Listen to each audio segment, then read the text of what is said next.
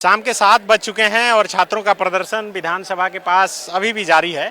यहाँ पर छात्र बैठे हुए हैं, कई बैरिकेटिंग तोड़ते हुए यहाँ तक पहुँचे और ये विधानसभा के गेट नंबर 1 का मुख्य द्वार है और मुख्य द्वार के पास ही स्टूडेंट पिछले करीब 2-3 घंटे से लगातार बैठे हैं।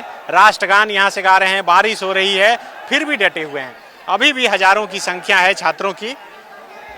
अधिवक्ता हैं हर्ष जी, ये भी पहुँचे हुए हैं, समर्थन देने आए हैं। बिल्कुल समर्थन देने आए हैं। जेपीएससी जेएसएससी के जितने अभ्यर्थियों के लिए केस लड़ते हैं, ये आंदोलन में मेरी भी भूमिका रही है, छोटी सी भूमिका रही है। मुझे गर्व है कि झारखंड का मैं हूँ, झारखंडी हूँ और झारखंड में जिस तरीके से आंदोलन किया गया है ये पूरे भारत के पटल में और विश्व पटल में पता चलता है कि किस तरीके से अनुशासन के अनुसार और बिना कोई ऐसा भावना नहीं दिखा करके अपनी मांगों को लोकतांत्रिक ढांचे में कैसे रखा जाता है। अच्छा, कल सरकार के साथ जो वार्ता हुई स्टूडेंट की, तो सरकार की तरफ से कहा गया, आप भी सुने होंगे प्रेस कॉन्फ्रेंस जो किया गया था, उसमें सुदीप सोनू मंत्री बताए कि जेएसएससी सीजीएल रद्द नहीं हो सकता क्योंकि सुप्रीम कोर्ट के देखरेख में ये परीक्षा हुई है।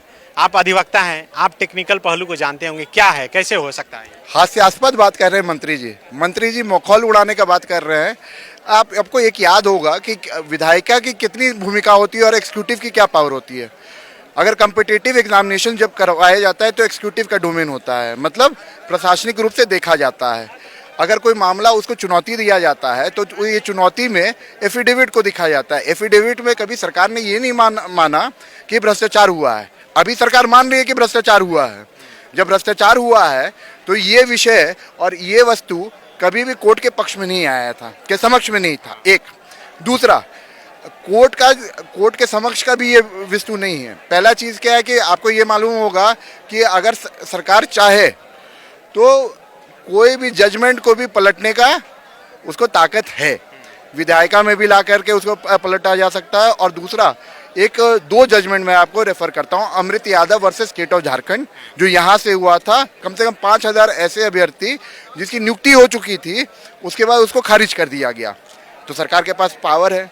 दिल्ली की एक जजमेंट है, जस्टिस DY चंद्रचूड़ के द्वारा पारित किया ये जजमेंट है। वो कहती है कि अगर भ्रष्टाचार का मामला आता है और रैम्पेंट करप्शन का मामला आता है तो ये स्टेट के डोमेन का एरिया है, मतलब स्टेट गवर्नमेंट के पास में ये ताकत है कि वो पूरा कॉम्पिटिटिव एग्जामिनेशन को खारिज कर सके।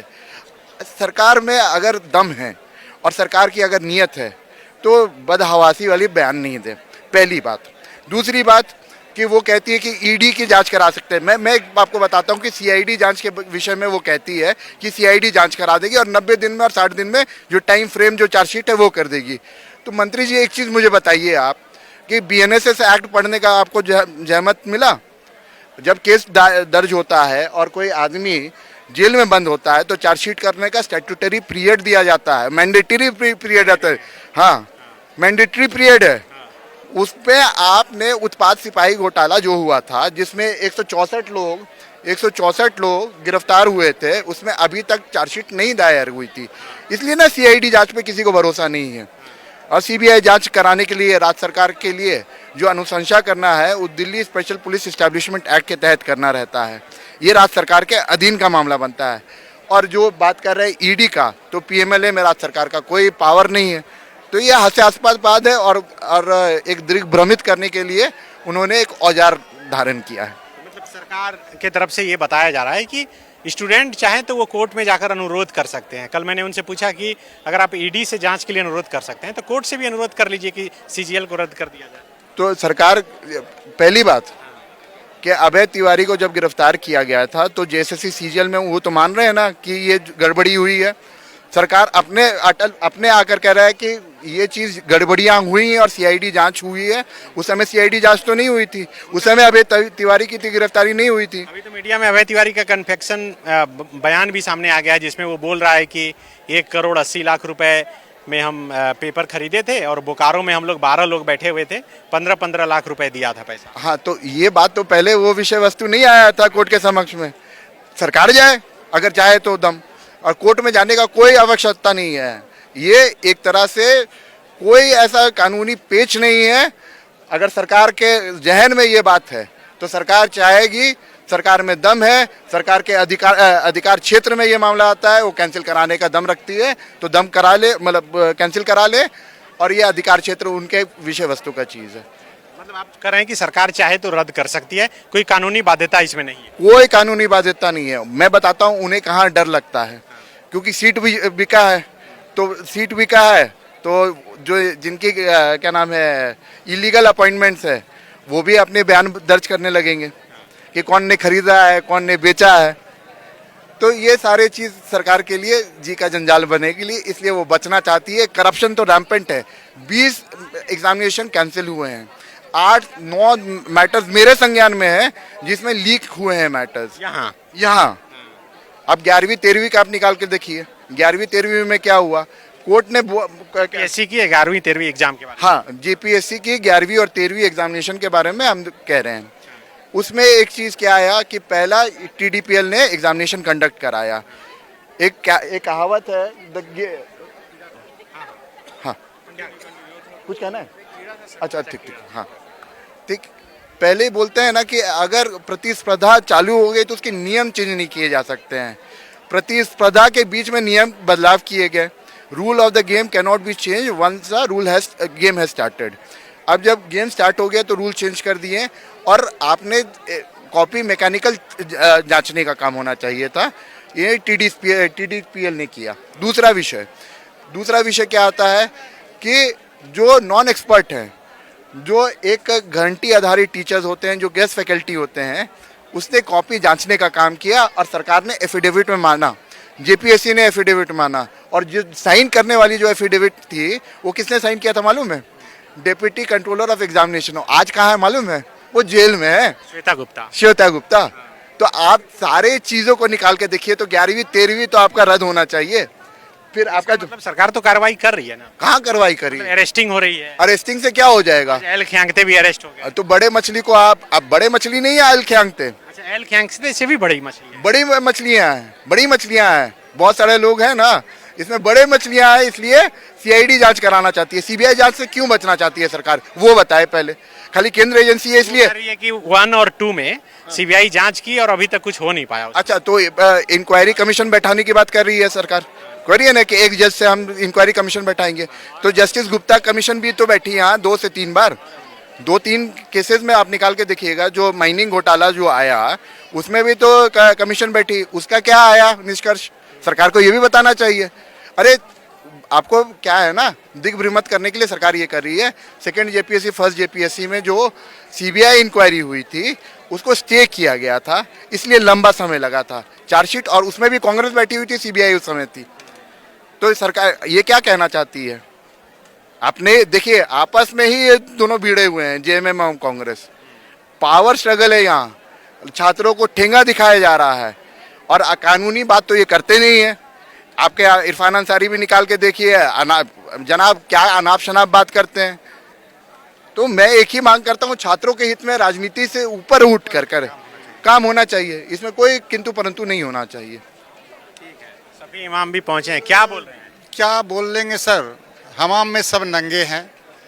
बीजेपी हो, कांग्रेस हो, जेएमएम हो, आजसू हो, ये पार्टियां जो है सिर्फ स्टूडेंट का शोषण किया है, लगातार किया है, बार बार किया है, और उसके कैरियर के साथ खिलवाड़ किया है। पहली से लेकर 14वीं जेपीएससी तक आप भी सबसे बड़ा सबूत हैं, किसमें विवाद नहीं हुआ है। पहला से दूसरा का सही बात है, सीबीआई जांच चल रहा है लगभग 18 परीक्षाओं का 2010 से, उसका अभी तक उसका कोई परिणाम फलाफल, एक आदमी भी गिरफ्तार नहीं, एक आदमी भी जेल नहीं गया है, सब नौकरी कर रहे हैं और भ्रष्टाचार बढ़ा रहे हैं। लेकिन इसका मतलब ये नहीं कि आप भी, वो सरकार जो करप्ट थी तो आप भी वही करेंगे, वही परिपाटी चलाएंगे। सीजीएल को हम लोग एक ही मांग कर रहे हैं। अभी कल डेलीगेट में हम लोग 5 घंटा जो माथा पेची हुआ, और 3 दिन से हम लोग 5 बार जो बैठे और परेशान है। लाखों बच्चे जो यहाँ आए हुए हैं भीगते हुए, ये आंदोलन 15 दिन से चल रहा है सर। आप देख रहे हैं, आप कवरेज लगातार कर रहे हैं, इसके लिए मैं आपको भी शुक्रिया अदा करता हूँ। ये इसी तरह मैं चाहता हूँ कि मुख्यमंत्री सर जो है आज एक सौगात दें, उनका आज जन्मदिन है, 10 अगस्त है, और अगस्त क्रांति का ये दौर चल रहा है, युवाओं का देखिए हुजूम है चारों तरफ। यहाँ तक जो है 26 साल में कभी नहीं हुआ था जो कि मेन गेट नंबर 1 में विधानसभा में हम लोग पहुँच पाते थे, लेकिन आज हम पहुँचे हैं। ये आप पत्रकार बंधुओं का भी सहयोग बहुत रहा है। अंदर भी जाएंगे, जी, अंदर जाएंगे तो आप लड़ ही चुके हैं। जी जी, वो तो आप लोग का जनता का आशीर्वाद, लेकिन मेन है हम लोग स्टूडेंट के लिए बात कर रहे हैं। अभी जाति पाति धर्म सबसे ऊपर, कोई सबसे लेना देना नहीं है। अभी हमारा है कि सुधार हो, जेपीएससी सीजीएल का रद्द कर दे और सीबीआई जज कर दे। ये एक ही में अटका हुआ है सर। हम लोग देखे कल लगभग 60% मांग मान लिया गया। मैं इसके लिए धन्यवाद दे रहा हूं, लेकिन फिर और 10-20% हम लोग और मांग रहे हैं कि कम से कम सीजीएल रद्द कर दे और उम्र में 5 साल छूट दिया जाए। हमने कहा था तो फिर बोले कि नहीं, उम्र में उसको खाली रख दिया गया। अच्छा ठीक है, इसमें देखेंगे। और देखा वहाँ क्लियर ही नहीं हुआ। मतलब हमें लगता है, और जिस तरह से व्यवहार हुआ ना हमारे साथ लास्ट में, कि हमें जो हमारे डेलीगेट जो गए हुए थे कल आखिरी समय में 1 घंटा में बहुत अच्छा व्यवहार नहीं हुआ, तो मैं काफी दुखी हूँ। भी गए थे? जी बिल्कुल, मैं भी गया था। मनोज यादव जी बाद में जब माथा पीछे 5 घंटा में नहीं हुआ तो हमको जाना पड़ा। हम लोग गए थे तो फिर देखे कि समाधान लास्ट में करते हैं कि आप लोग 5-10 मिनट बार 3 बार फिर भी बैठे। हम लोग अलग अलग पदाधिकारी से भी बैठे, लेकिन है कुछ लोग स्टूडेंट भी, और जायज मांग है, जायज हम लोग बैठेंगे अड़ेंगे। अभी बताइए 26 साल में एक भी परीक्षा रद्द नहीं हुआ। 3 परीक्षा रद्द के लिए तैयार हो गई थी जेपीएससी के, तीनों परीक्षा रद्द हो गया था। मतलब लगभग 60% मांगे गए थे सर। जी बहुत शुक्रिया आपको। गोल, जहां 27 वर्षों के सफर में 17,000 से भी अधिक छात्रों ने डॉक्टर एवं इंजीनियर बनकर भरे सफलता की ऊंची उड़ान। जहां साधारण छात्र भी झारखंड टॉपर्स बनकर बना रहे इतिहास। दूरदर्शी शिक्षाविद श्री विपिन सिंह के मार्गदर्शन में मेडिकल एवं इंजीनियरिंग के लाखों छात्रों के लिए आशा की किरण के रूप में goal, nations leading institute. Biome institute NEET की तैयारी के लिए एक भरोसेमंद नाम। यहाँ अनुभवी फैकल्टी, स्मार्ट क्लासरूम और बेहतरीन टीचिंग मेथड से स्टूडेंट्स को मिलती है मजबूत तैयारी। यहाँ हर स्टूडेंट को मिलता है पर्सनल गाइडेंस और डाउट क्लियरिंग का पूरा सपोर्ट। नीट 2027 और 28 के लिए फेज 1 बैच 9 अप्रैल से शुरू हो रहा है। आज ही बायोम इंस्टीट्यूट से जुड़े और अपने डॉक्टर बनने के सपने को दे सही दिशा। बायोम इंस्टीट्यूट सिर्फ मेडिकल प्रिपरेशन का संस्थान। काम की तलाश है, भरोसेमंद नौकरी चाहिए? जुड़िए एएनजी के साथ, जहां श्रमिक सबसे पहले। 12 घंटे की ड्यूटी, हर दिन 3 समय का खाना, मुफ्त रहने की सुविधा, आपकी सुरक्षा के लिए इंश्योरेंस, ओवर टाइम का लाभ, पीएफ सीधा क्लाइंट से, समय पर पूरा वेतन और जरूरत पड़ने पर एडवांस पे। एएनजी मैन पावर सॉल्यूशंस, सम्मान के साथ काम, भरोसे के साथ कमाई।